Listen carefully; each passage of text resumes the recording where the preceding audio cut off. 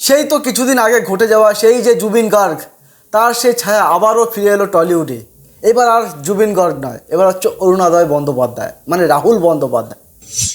ঠিক একই রকমভাবে যেরকমভাবে জুবিনদা আমাদেরকে ছেড়ে বেশ কিছুদিন আগে তিনি না ফেরার দেশে চলে গেছেন, ঠিক একই রকমভাবে, হ্যাঁ প্রায় বিষয়টা অনেকটা একই রকম আমি বলবো, অরুণোদয় বন্দ্যোপাধ্যায় বা রাহুল বন্দ্যোপাধ্যায় টলিউডের অভিনেতা, কলকাতার ফিল্ম ইন্ডাস্ট্রির একজন খুব ভালো অভিনেতা রাহুল বন্দ্যোপাধ্যায়, তিনি না ফেরার দেশে চলে গেলেন, তারও মৃত্যু হলো।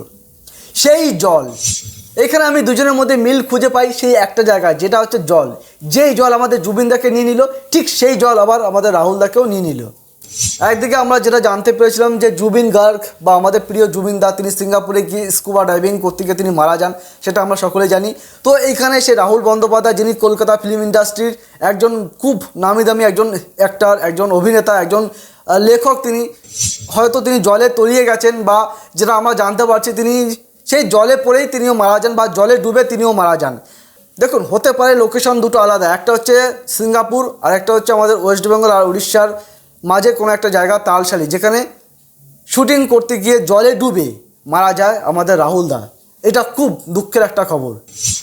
দেখুন, আমাদের সেই যন্ত্রণা আবারও ফিরে এলো, যেখানে একবার আমরা জুবিনদাকে হারিয়েছি, আজকে আমরা রাহুলদাকে হারালাম। রাহুল বন্দ্যোপাধ্যায় বা রাহুল অরুণোদয় বন্দ্যোপাধ্যায় তিনি ঠিক কীভাবে মারা গেলেন সেটা একবার আপনাদেরকে জানাবো। শুটিং করতে গিয়েছিলেন পশ্চিমবঙ্গ উড়িষ্যা সীমান্তের তালসারি সমুদ্র সৈকতে। রবিবার সকাল থেকে ভোলে বাবা পারকারেগা নামে একটি ধারাবাহিকে শুটিং চলছিল। শোনা যাচ্ছে শুটিং শেষে বিকালের দিকে দুর্ঘটনা হয়। শুটিং ইউনিটের লোকজনের সামনে সমুদ্রে তলিয়ে যান টলিপাড়ার জনপ্রিয় অভিনেতা। তাহলে বুঝতে পারছেন তো কেন আমি সেই জুবিনদার সাথে তুলনা করছি। একদিকে জুবিনদা যেরকম স্কুবা ডাইভিং করতে গিয়ে সিঙ্গাপুরে জলে ডুবে মারা যান, ঠিক একই রকমভাবে এটা সিঙ্গাপুর না, এটা হচ্ছে পশ্চিমবঙ্গ আর উড়িষ্যার উপকূল, যেটা হচ্ছে তালসারি, যেখানে রাহুল অরুণোদয় বন্দ্যোপাধ্যায় বা রাহুল বন্দ্যোপাধ্যায় অভিনেতা, কলকাতা সিনেমার নায়ক, যিনিও শুটিং করতে গিয়ে জলে ডুবে মারা যায়। কিন্তু এই যে দুজন ব্যক্তি, একজন জুবিন গার্গ আর একজন রাহুল বন্দ্যোপাধ্যায়, দুজনেরই মোটামুটি সেই মৃত্যুর কারণ কিন্তু সেই জল। আমি মনে করছি সেই জল।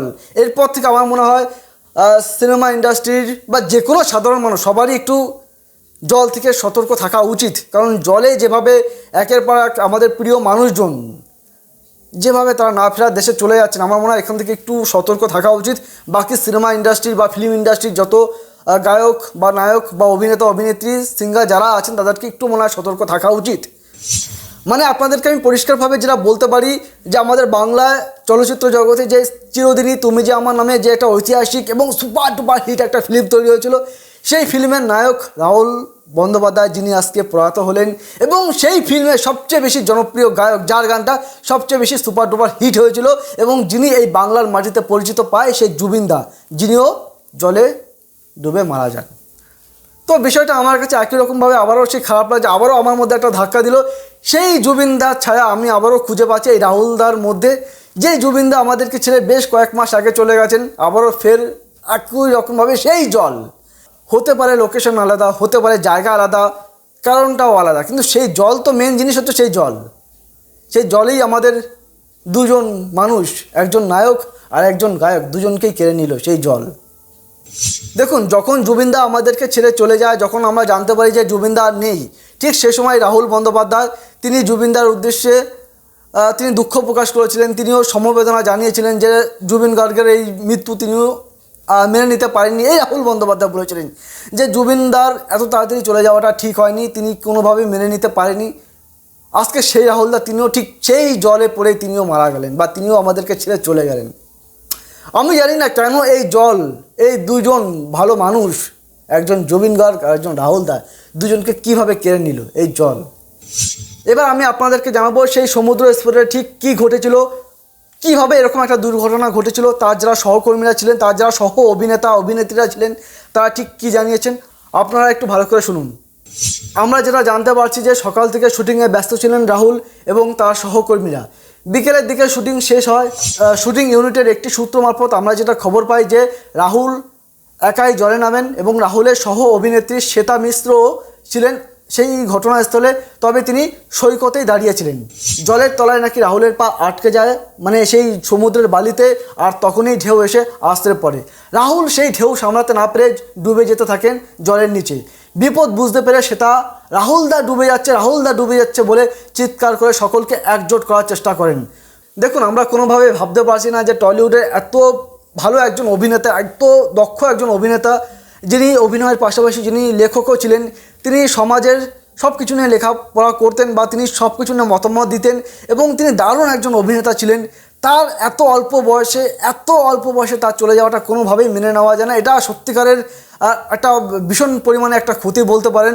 এবং রাহুল বন্দ্যোপাধ্যায়ের মতন এরকম একজন অভিনেতা, রাহুল অরুণোদয় বন্দ্যোপাধ্যায়ের মতন এত বড় একজন ভালো অভিনেতা তিনি চলে যাবেন, এটা সত্যিকারের কেউ বিশ্বাস করতে পারছে না। তার সহকর্মীরা, মানে সে রাহুল বন্দ্যোপাধ্যায়ের সাথে শুটিং স্পটে যে সমস্ত সহ অভিনেতা বা অভিনেত্রীরা ছিলেন তারাও মানতে পারছেন না।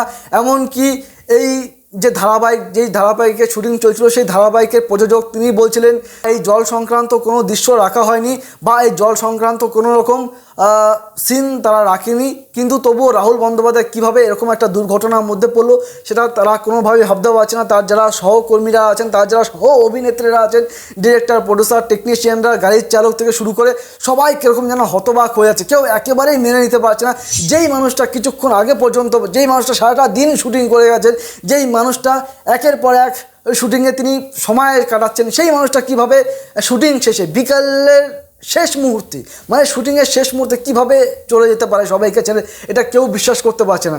যখন প্রতিটা মানুষ বা যখন শুটিং স্পটের প্রতিটা সহ অভিনেতা অভিনেত্রীরা বা টেকনিশিয়ানরা যখন তারা সবাই শুটিং প্যাক আপ করে বা শুটিং শেষ করে তারা যখন সবাই বাড়ি ফিরছিলেন, অনেকে চলেও যাচ্ছিলেন, কিন্তু রাহুল সবার শেষে ছিলেন। তিনি কী করতে যে তিনি জলে নেমেছিলেন আমরা বুঝতে পারছি না।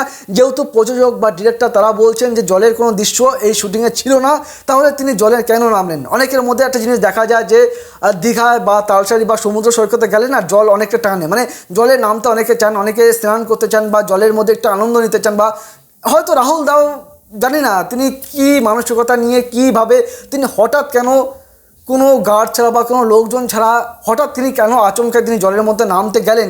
কারণ তিনি মারা গেছেন জলে ডুবে, এটা মাথায় রাখতে হবে। অর্থাৎ তার মৃত্যু কিন্তু জলেই। কেন তিনি জলে নামতে গেলেন? হঠাৎ তার মধ্যে কী এমন পরিস্থিতি তৈরি হয়েছিল যে তাকে জলেই নামতে হবে? তার তো একা জলে নামার তো কোনো দরকার ছিল না। তিনি যদি জলে নামার ইচ্ছা যদি তার থাকতো, তাহলে তিনি অন্য সময়, অন্য একটা দিন, যখন একটা ভালো টাইম, একটা ভালো জায়গা বা ভালো স্পটে যেখানে সবাই মিলে তারা আনন্দ করতেই পারতো। অনেক মানুষ তো যায়, অনেক মানুষ দীঘা সমুদ্রে বা পুরী সমুদ্র সৈকতে অনেক মানুষ ঘুরতে যায়, স্নান করে, আনন্দ ফুর্তি অনেক মানুষই করেন। এবং কি প্রচুর সিনেমা শুটিং, সিরিয়ালের শুটিং এই সমুদ্রের পাড়ে বা সৈকতের পাড়ে প্রচুর সিনেমা সিরিয়ালের শুটিং হয়, এটাও আমরা জানি। এবং কি জলের দৃশ্য থাকে সেখানে, সেটাও আমরা জানি। কিন্তু হঠাৎ করে রাহুল বন্দ্যোপাধ্যায় তিনি কেন, তার যেহেতু শুটিংয়ে সেরকম কোনো দৃশ্য ছিল না, তাহলে তিনি কেন জলে নামতে গেলেন?